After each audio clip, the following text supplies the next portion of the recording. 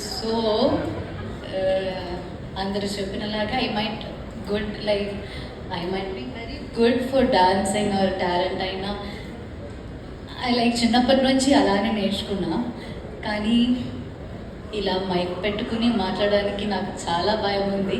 I'm still improvising and so Telugu కూడా maybe తప్పుగా వచ్చేటువంటి అవకాశాలు ఉన్నాయి.